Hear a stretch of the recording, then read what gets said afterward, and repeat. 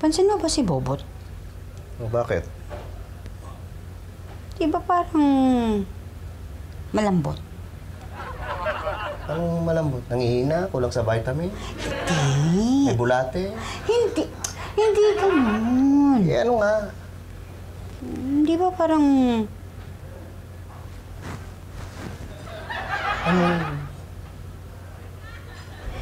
Hindi ba parang may pagkabading yung bata? Ano ka ba?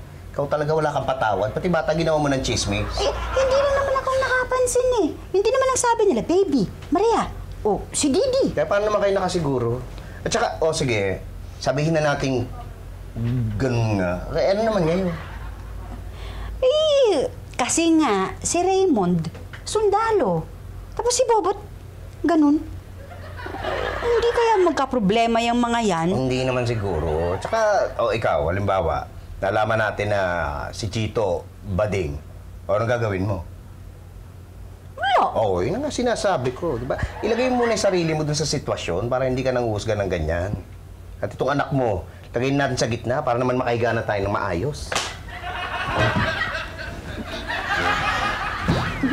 Huwag naman pa kanya. Grabe mo naman, ano pa naman? Ay, gigisingin. Ay!